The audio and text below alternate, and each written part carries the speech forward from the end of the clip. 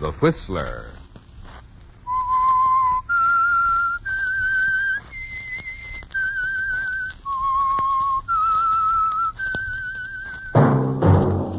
Sit back and enjoy another strange story by The Whistler.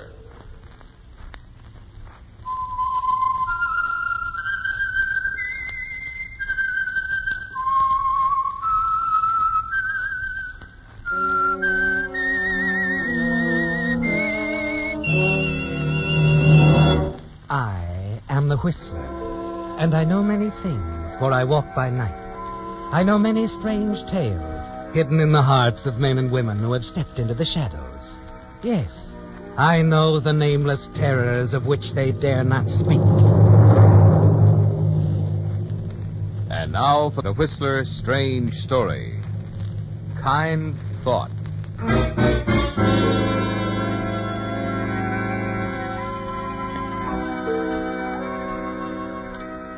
Grant Adamson leaned back in the heavy leather chair behind the broad mahogany desk, set diagonally across the corner of his office, and tried to appear relaxed as he reached for a cigarette, placed it carefully between his lips, and flicked a flame from his cigarette lighter.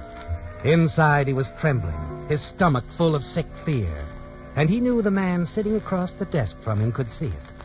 This was no time to let down the bars, though. He looked past Dave Matthews' shoulder, out the window, gazed fondly at the stacks and chimneys that now covered more than an acre of ground. Adamson Chemicals Incorporated. And all of it, right down to the last paper clip in that shiny mahogany desk at stake, hanging on Dave Matthews' decision. I've got to admit, I hardly recognize the old place, Grant. Yes, Dave. There's been quite a change. Oh, that's putting it mildly. 1946. Adamson and Matthews. 16 employees, a one-story building on 23rd Street, making ink eradicator. Yeah. I go off to Japan with the occupation forces, come back 5 years later, and quite a corporation. Quite a change is right. Well, I've tried to keep the ball rolling. Yes, it seems at this point that I'm a very wealthy man. Now, listen, Dave, I tried to make it clear. You didn't make anything clear. Well, I'm referring to the settlement I offered you. I've given it a lot of thought, Dave, and I think it's only fair that I let you buy me out. No, you can't buy me out, Grant. I'm an equal partner, and that's the way I want But it's not good sense. Look, Dave, be honest with yourself. You're a small operator. You're all right in a small ink eradicator business, but, why, this is too big for you. It was too big for you, too, wasn't it, Grant? Meaning what? That you're not really a success. A business builder at all. Oh, true. You've apparently come a long way in 5 years. But you did it because you were able to get to a few opportunists, as unscrupulous as you are. I'm afraid I don't understand you. You know, you're lucky you've got a partner, Grant. After all, someone's going to have to put this business on an honest basis while you're gone. Well, I'm not going anywhere.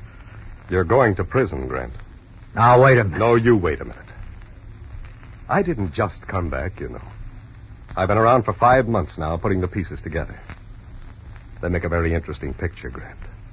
Graft, bribery, phony government contracts, out-and-out theft. No business built on dishonesty can ever last, Grant. Now, listen, Matthews. I'm not through.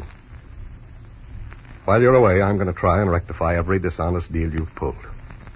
Oh, don't look so horrified. You're a grafter. More than that, a plain crook. I've got your signature on a dozen pieces of paper to prove that. Now. Look, Dave. You wouldn't do anything. Oh, do me a favor, will you please? For the sake of our old partnership. Don't be a whining hypocrite. What do you mean, Dave? What proof? Oh, the usual stuff. Letters, signed memorandums, a couple of affidavits, a set of canceled checks on that highly profitable phosgene contract. I see. Well, Dave, you'll give me time to think this over. Nothing to think over at all, Grant. But the partnership... Just forget it. I'm not for sale. I've got the proof of your crooked operations in my little brown briefcase.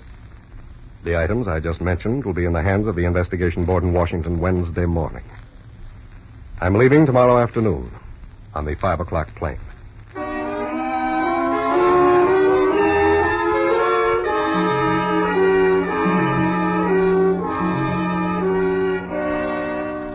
That's it, Grant. You built it from nothing. From a small ground floor operation with 16 employees. You put it together like a magic chemical formula, without too much regard for the ingredients.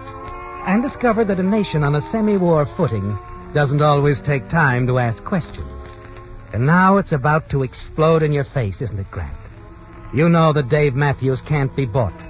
And that it'll be all over the moment he walks into that boardroom in Washington, D.C.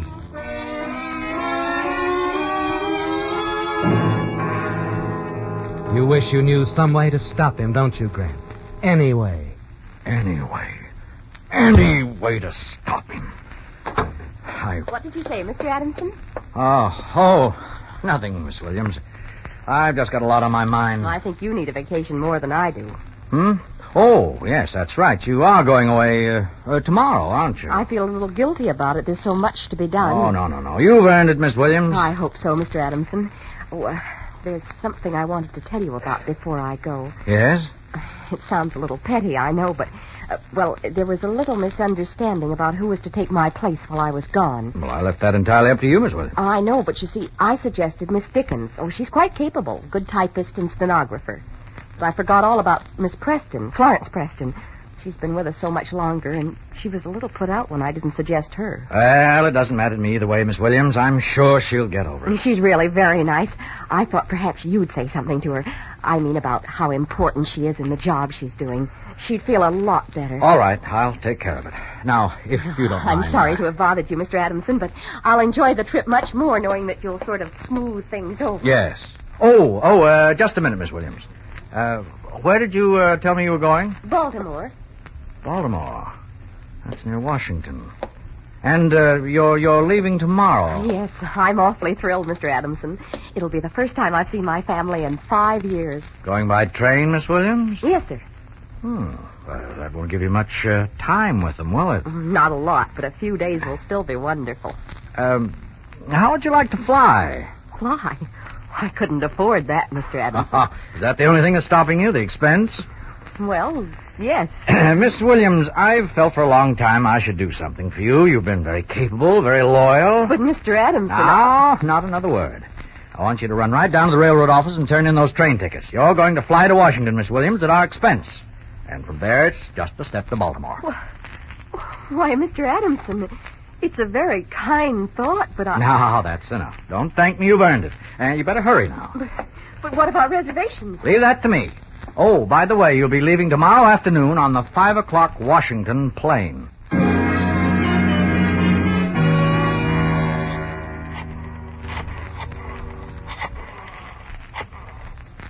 Hello? Reservation clerk, please. Hello, this is Grant Adamson speaking, Adamson Chemical Company. I want to reserve a seat on the 5 o'clock flight to Washington tomorrow afternoon. Mm-hmm. That's right. Yes, it's for my secretary. Her name is Williams. Margaret L. Williams.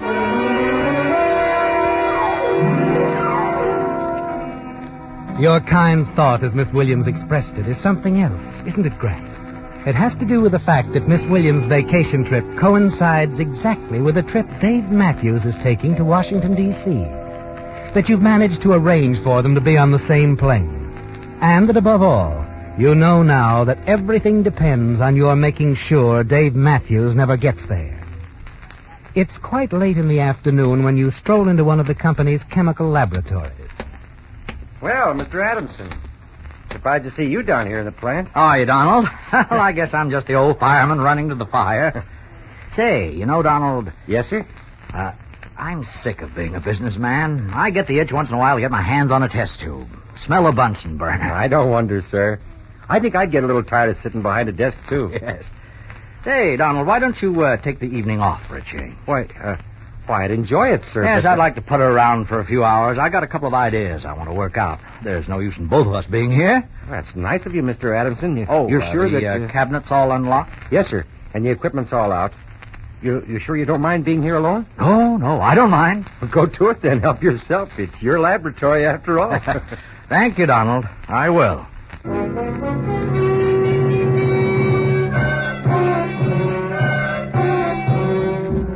The minute Donald leaves, you lock the door and set to work.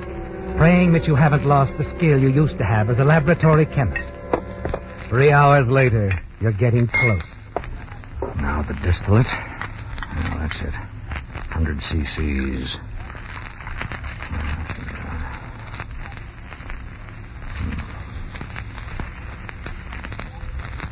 Good. Now the gelatin.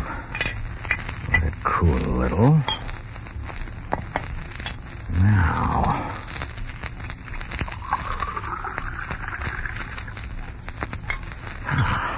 I think that ought to do it.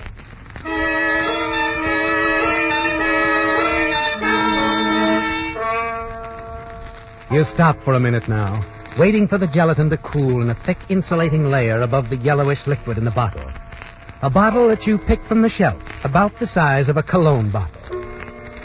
Yes, Grant, you were never more sincere in your life when you told yourself that you'd do anything to prevent David Matthews from getting to Washington on that plane. Nothing else matters to you, so long as you stop him. Not even the lives of Matthews, Miss Williams, the other passengers on the plane. Nothing, so long as you stop it. The gelatin's cool now, Grant. Just the acid on top of it. And your personally constructed time bomb will be ready.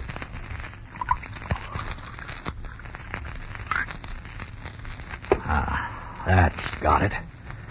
Yes, Mr. Dave Matthews. This will dissolve our partnership in a big way.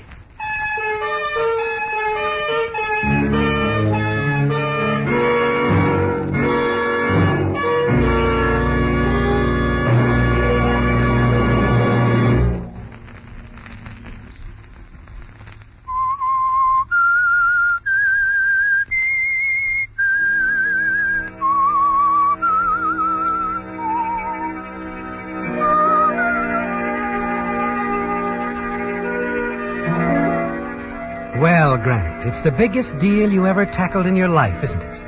Your plan to kill Dave Matthews to prevent him from exposing your crooked deals in Washington. Deals that can send you to prison. As you lie in bed that night, thinking it through again, you tell yourself that it's a gamble. A bomb in an airplane is a fantastic idea. And unless everything goes off exactly on schedule, it might fail. But the moral aspect surrounding the wholesale murder of the other passengers on the plane with a time bomb doesn't stop you for a second. Because that's just the kind of a mind you have, isn't it, Grant? You've never been concerned with rightness or wrongness. Only with the surest, quickest way of getting what you want. And you've made up your mind now that Dave Matthews will never reach Washington with that briefcase and the incriminating evidence against you.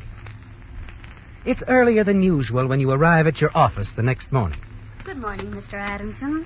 Oh, hello, Miss, Dickens, sir. Oh, yes, Miss Dickens. Miss Williams told me about your taking her place yesterday afternoon. She's awfully thrilled over your sending her by plane. We had a party last night. She told us all about it. Really? I'm glad she's pleased. Let's see now. We don't want any disappointments. Did the airline people confirm the reservation? Yes, sir. They called a half hour ago. The 5 o'clock flight this afternoon. Good. I wonder who's seeing her off. Call her for me, will you? Yes, sir.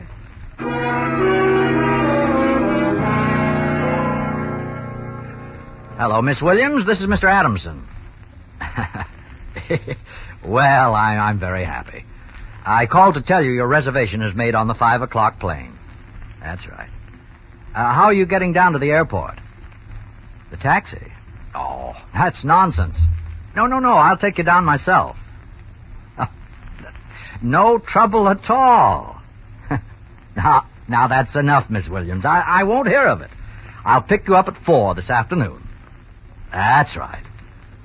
Goodbye, Miss Williams.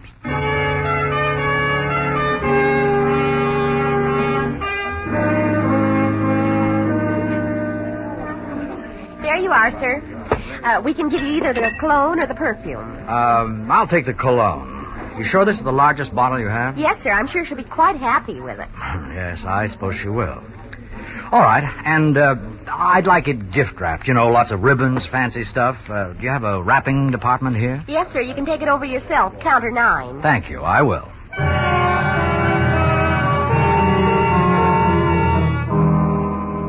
But before you get to counter 9, you step into a telephone booth. Take off the tissue paper wrapping and the bottle of cologne. Wrap it around the other bottle you've been carrying in your overcoat pocket. The wrapping clerk doesn't give it a second glance. And 5 minutes later, it's done up in fancy ribbons and colored paper. A going-away present for Peggy Williams. An extra, thoughtful little touch from a kind and generous employer. You glance at your watch. 3:45. In a half hour, you'll be on your way to the airport. I'm awfully sorry to be taking you from your work, Mr. Adamson. I know how busy you are. Forget it, Miss Williams. Oh, by the way, here's a little something I picked up this afternoon. It's quite an occasion, you know. Oh, Mr. Adamson. For me? Oh, it's just a little cologne. Cologne? A little... Oh, Mr. Adamson, this is too much. It isn't right. All right, Miss Williams. So it isn't right. I just think it is. Shall we let it go at that? Mr. Adamson, I don't deserve all this. Of course you do. Now, you just enjoy your trip, have fun, and don't you dare open that pretty package till your parents can see it. Oh, I won't. I wouldn't think of it. But you've been so perfect, Mr. Adamson, that I... What? Well, Miss... Peggy. Well, really, I had no idea. Please don't be angry with me, Mr. Adamson. I shouldn't have kissed you, I know, but... Well, I'm awfully sentimental. Oh, that's quite all right, Peggy. In fact, I'm awfully sorry that you're going away for such a long time. It's such a beautiful package. What kind of cologne is it? Well, I don't know. I forget what it's called, but don't you open it till you get home. Oh, I won't. That's a promise.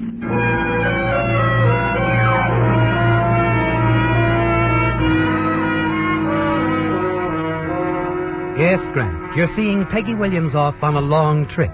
A very long trip with your old partner, Dave Matthews. As the two of you walk into the terminal, you see that Dave has already arrived, sitting with his back towards you, reading the paper. Seeing him removes the last twinge of conscience you have regarding Peggy Williams and the other passengers. You glance again at the ribbon package in Peggy Williams' right hand, knowing that it won't be much longer before the insulating layer of gelatin dissolves and results in a stunning explosion. 2 hours, if your calculations were correct. Somewhere between 6:15 and 6:30 as the plane passes into Arizona. You walk up to the ticket counter to check with the clerk. 5 o'clock eastbound? Yes. I'm sorry, sir. That flight's going to be a little late getting off. What'd you say? The 5 o'clock flight will be late. Well, how late? Well, we're trying to arrange a 6 o'clock takeoff. I'm not sure yet, It's though. all right, Mr. Adamson. You don't have to wait with Yes, me. but I do, Peggy. You see, I want to be sure that you get off all right. Clerk, you said 6 o'clock? I hope so, sir. Yes, so do I.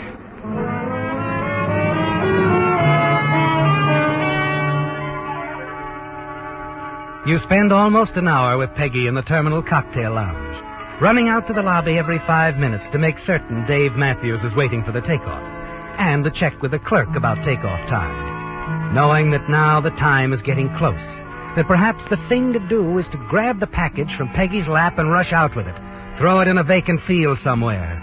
But there's still a chance, Grant. You've still the better part of a half an hour, and you're still a gambler.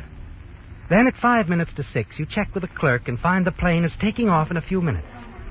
On your way back to the lounge, you decide that despite what the clerk said, there might be further delay, a dangerous delay, that you've got to get the package back from Peggy. When you return to your table, Peggy isn't there. Now, where is she? Waiter, where did the lady go, the one I was sitting with? She'll be right back, sir. She went out to the check stand, wanted to check the packages that she was carrying. Said she didn't know how long she'd have to wait, and she was tired of carrying them. She checked her packages? What's the matter, sir? Something wrong? Flight 21, eastbound, now loading at gate 3. Wait a minute.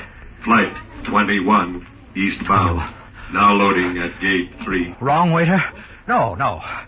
Nothing wrong at all.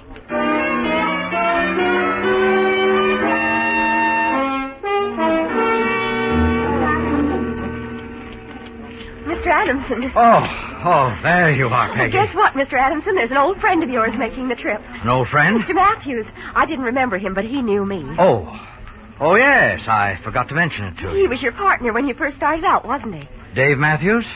Yes. Oh, did you Did you tell him I was here? He said he's sorry he won't be able to see you. There isn't much time, and he went on board to get us seats together. Oh, I see. Well, that's nice of Dave to do that. But if they're leaving soon, hadn't you better get on the plane? Yes. I just wanted to thank you again, Mr. Adamson. No one's ever done so many nice things for me. Please, Peggy, you mustn't hold them up. Oh, wait a minute. Where's the bottle of cologne I gave you? You didn't forget it. You didn't leave it at the check stand. Oh, no, Mr. Adamson. Mr. Matthews took it aboard for me. Oh, well, that's fine. Last call, eastbound, flight 21. Oh, that's you. Loading at gate 3. Peggy, you're holding them up. Last You call. better get out there. I'll hurry. Goodbye, 21. Mr. Adamson. I'll write to you. Yes, you do that, of course. Now, run along. Mr. Adamson, you won't be angry at me for anything. I know you enjoy doing nice things for people, and when a girl... What are you talking about, Peggy? Oh, you mean about kissing me, of course. I won't be angry. Well, it isn't just that. Please, now, you're making me nervous. Will you get on that plane and let them take off? All right. And don't forget to tell Florence Preston I'm sorry I didn't suggest you to fill in for me while I'm away. Of course, Peggy, I will. Now... Yes, I'll go. Goodbye, Mr. Adamson. Goodbye. I'll think of you all the way. You're the kindest, sweetest man I've ever known.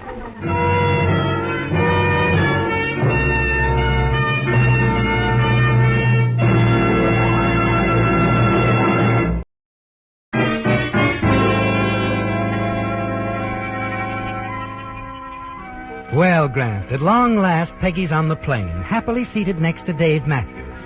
That's interesting, isn't it, Grant? Like a chemistry equation, each element balancing the other. Dave on one side with an important briefcase.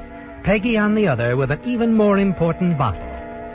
The tension is worse than ever now as you stand at the edge of the parking lot, watching the plane taxiing to the runway. You'll feel a lot better after the plane gets into the air, when you're sure the unexplained explosion will take place somewhere above 5,000 feet, and not on the ground where prying investigators might uncover the answer.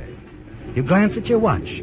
6:15. It should only be a matter of 15 or 20 minutes now. The plane finally turns around in a half circle into the wind. The pilot guns the engines for a few seconds, and then the plane rushes down the runway towards you.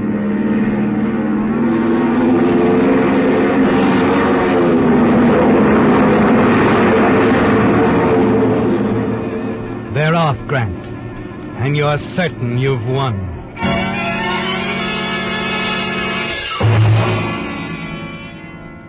Yes, sir? Oh, the blue Cadillac in the second line. Here's my ticket. Yes, sir. I'll bring it around for you.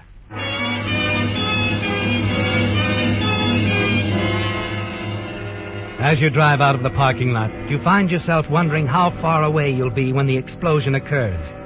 And then realize that by now, the plane carrying Dave Matthews and his evidence against you probably been blown to bits. It won't hurt to take the long way home. You have all the time in the world now. You turn off the busy highway and onto a quiet country road. Too bad about Peggy, wasn't it? You'll have to think of something nice to say about her when the news breaks. She was so thoughtful, so innocent as she sat there beside you this afternoon when you gave her the cologne bottle. You drive idly along the open road for about 10 minutes, and then glance over at the empty seat where something catches your eye. Oh, what's this? A note pinned to the seat. What's this? Dear Mr. Adamson, I didn't want to ask you about this because I thought it might hurt your feelings. I know you enjoy giving things and want people who receive them to enjoy them, too. Please don't be angry, but I am still worried about having hurt Florence Preston's feelings. When you speak to her, would you give her the bottle of cologne? I fibbed a little when I said Mr. Matthews took it aboard the plane because I wanted Florence to have it. I put the bottle in the glove compartment of your car. Oh, wait a minute. No! No!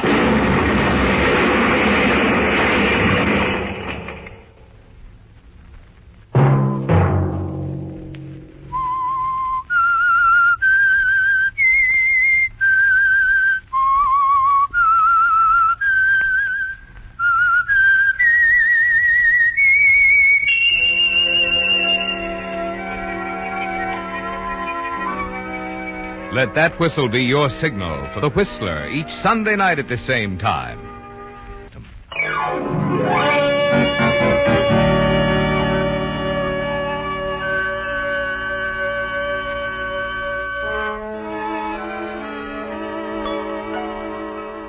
Featured in tonight's story were Bill Foreman, Joseph Kearns, Bill Boucher, Monty Margetts, Nancy Cleveland, and Herbert Litton. The Whistler was produced and directed by George W. Allen, with story by Joel Malone, music by Wilbur Hatch. Remember to tune in at this same time next Sunday, when the Signal Oil Company will bring you another strange story by the Whistler. Marvin Miller speaking. This is CBS, the Columbia Broadcasting System.